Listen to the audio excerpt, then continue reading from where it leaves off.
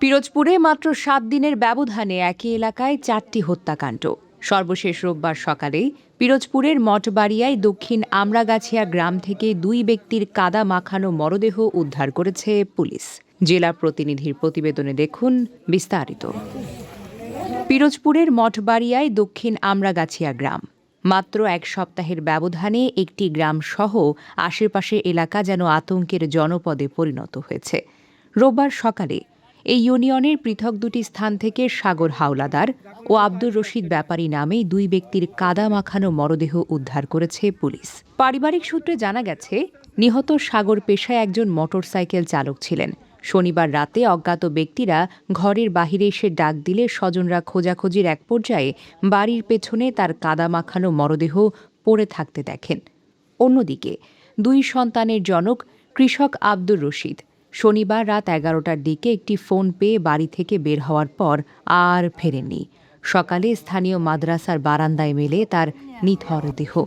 এই যে মারা গেছে স্বামী আমার ছোড়াবদা তো মামা তো বাসু আছে না, হে কয় যে রশিদ তোর বাই দিয়ে আইতে লাগছে, কয়তে হলে আইতে লাগছে, মোর তো কিছু কয় নাই, কয়তে মোর কইছে ৫,০০০ টাকা লইয়া রাস্তায় খারাইছে। আহান মুই ও মোর দ্বারে হওয়া না, ওই ফোন করছে, মুই বুঝছি যে হাজাবাই ফোন করছে, তাহলে এই মনে হয় সেই হাজাবাইরে আগুই আনতে গেছে। আবার মুই ব্যান উদ্যোগ কয় কি তাই আনো আয় নাই, তাহলে মুই গরু কটা ছাড়ি দিয়ে পর মোর দেওরাস না ইসুফের কয় কি ইসুফ এইরমে তোর বাইরে দেয় না।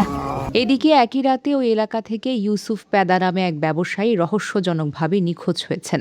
শনিবার বিকেলে স্ত্রীর সাথে ফোনে শেষ কথা হওয়ার পর থেকেই তার মোবাইল ফোনটি বন্ধ রয়েছে।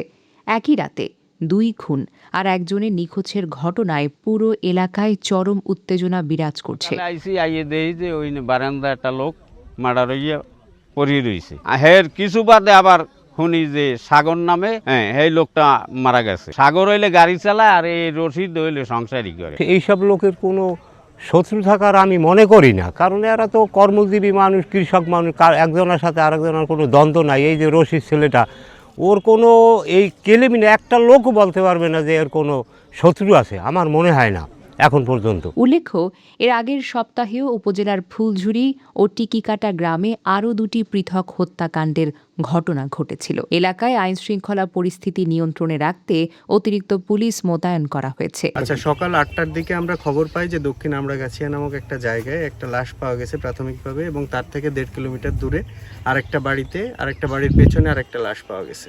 এখন লাশ দুইটা আমরা অলরেডি আমাদের জিম্মায় নিয়েছি, সিআইডির টিম আসতেছে, তারা পরবর্তী নমুনাগুলো সংগ্রহ করবে এবং পরবর্তীতে বিষয়টি তদন্তাধীন আছে যে কিভাবে এই ঘটনাগুলো ঘটছে সেই বিষয়ে মঠবাড়িয়া থানা পুলিশ অলরেডি তাদের কার্যক্রম গ্রহণ করেছে এবং পরবর্তী যে কোনো ব্যবস্থা সম্পর্কে এবং তদন্ত পরবর্তী যে ব্যবস্থা গ্রহণ করা হবে এবং এটার সাথে আসলে কি ঘটনাটা জড়িত, কেন এই ঘটনাগুলো ঘটছে সেই বিষয় সম্পর্কে আমরা পরবর্তী জানাইতে পারবো। আমাদের সম্মানিত পুলিশ সুপার মহোদয়ের নির্দেশনা অনুযায়ী আমরা কাজ করছি এবং আশা করি দ্রুতই আপনাদের একটা রেজাল্ট জানাইতে পারবো। অপরাধীদের দ্রুত আইনের আওতায় এনে দৃষ্টান্তমূলক শাস্তির দাবি জানিয়েছেন ক্ষুব্ধ এলাকাবাসী।